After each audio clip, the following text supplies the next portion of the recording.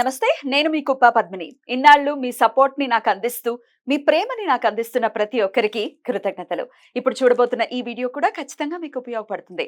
Like, share and subscribe చేసి మీ ఇష్టాన్ని అలాగే మీ సపోర్ట్ ని నాకు అందించండి. అలాగే ఈ వీడియో పట్ల మీ అభిప్రాయాన్ని కమెంట్ సెక్షన్ లో కమెంట్ చేసి నాకు తెలియజేయండి. నమస్తే, వెల్కమ్ టు అవర్ ఛానల్. నేను పద్మిని. ప్రస్తుతంతో పాటు ఒక కొత్త గెస్ట్ ఉన్నారు, అనుపమ అడుప గారు.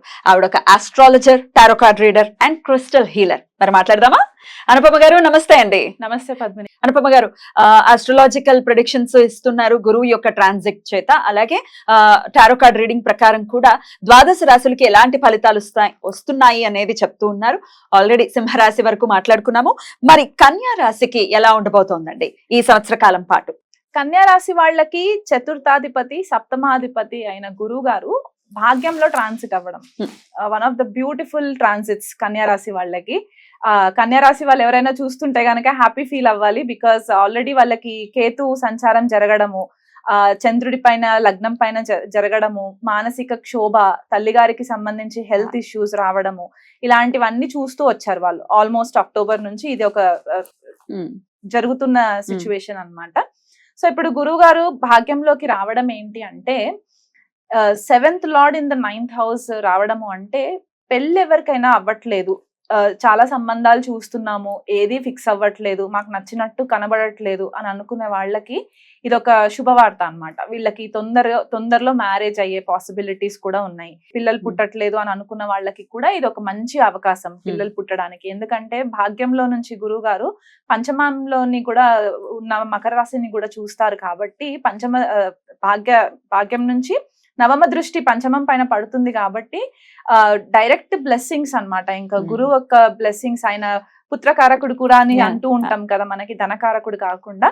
సో ఇక్కడ వీళ్ళకి ఓవరాల్ బ్లెస్సింగ్స్ అక్కడ కూడా ఉంటాయి. కెరియర్ కి సంబంధించి కూడా వీళ్ళకి మంచి ఆపర్చునిటీస్ రావడము, ఒక మూవ్మెంట్ రావడము, ఇదొకటి బెటర్ ఆపర్చునిటీ. హెల్త్ పరంగా వీళ్ళు చాలా కేర్ఫుల్ అయిపోవడము. ఎందుకంటే ఆల్రెడీ కన్యా రాశి వాళ్ళు కొద్దిగా ఈటింగ్ హ్యాబిట్స్ దగ్గరకు వచ్చేసరికి ఏది పడితే అది తింటూ ఉండరు వీళ్ళు, కొద్దిగా జాగ్రత్తగా ఉంటారు వీళ్ళు. అందులో కేతు కూడా అక్కడే ఉన్నారు కాబట్టి చాలా మంది వాళ్ళ రెజ్యూమ్ కూడా చేంజ్ చేసి ఉండొచ్చు నాకు తెలిసినంత మట్టికి. చాలా పర్ఫెక్ట్. ఇది మాత్రం నాకు కన్యా రాశి వాళ్ళతో అసోసియేషన్ ఉంది. Absolutely correct. ఇది మాత్రం సాత్వికమైన ఆహారం తీసుకోవడము, షుగర్స్ కట్ డౌన్ చేసేయడము, స్వీట్స్ కట్ డౌన్ చేసేయడము, ఇవన్నీ కొద్దిగా. అండ్ వీళ్ళకి హైజీన్ అంటే కూడా చాలా ఇంపార్టెంట్. సో అక్కడ కేతు వచ్చేసరికి కూడా ఈ క్లాస్ట్రోఫోబిక్ ఎనర్జీ ఏదైతే ఉందో అదంతా కూడా కట్ అయిపోవడము. సో ఇప్పుడు గురు దృష్టి పడడం వల్ల ఏంటంటే ఇంకా హెల్త్ కాన్షియస్ అయిపోవడం అన్నమాట.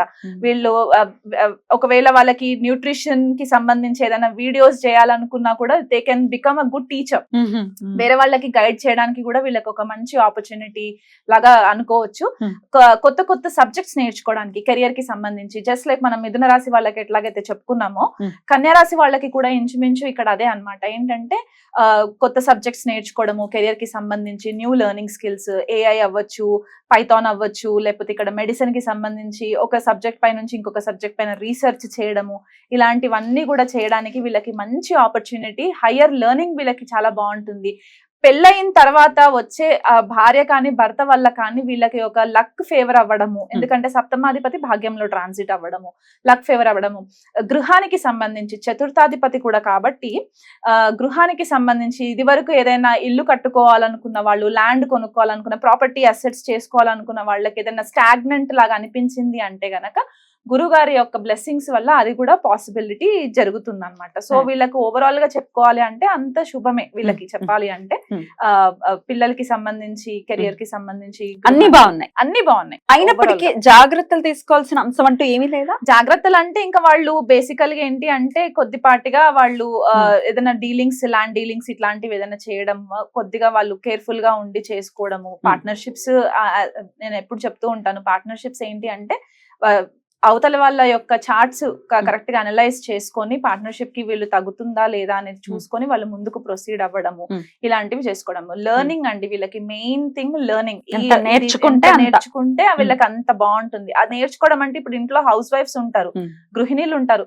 వాళ్ళకు కూడా ఏదైనా కొత్తగా నేర్చుకొని అది దాన్ని ఇంట్లో ఇంప్లిమెంట్ చేయడము, ఏదైనా కొత్త విద్య అది నేర్చుకోవడం అన్నమాట. సో ఓవరాల్ గా ప్రికాషన్స్ అంటే ఏదంటే కొద్దిగా రాంగ్ డైరెక్షన్స్ లోకి వెళ్ళకపోవడము, ఎందుకంటే కొద్దిగా కేతు లగ్నంలో ఉండడము, చంద్రరాశి పైన ఉండడం కొద్దిగా మనకి డిటాచ్మెంట్ వచ్చేది ఉంటుంది కాబట్టి రాంగ్ టీచర్స్ ని కూడా మనం కొన్నిసార్లు ఎంపిక చేసుకోవడం జరుగుతుంది కాబట్టి అది కొద్దిగా మీరు మళ్ళీ వేరే చేసుకొని చూసుకుంటే సరిపోతుంది. రైట్, బ్యూటిఫుల్ అండి.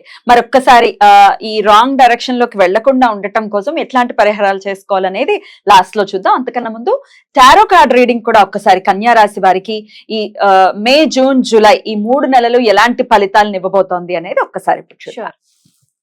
కన్యా రాశి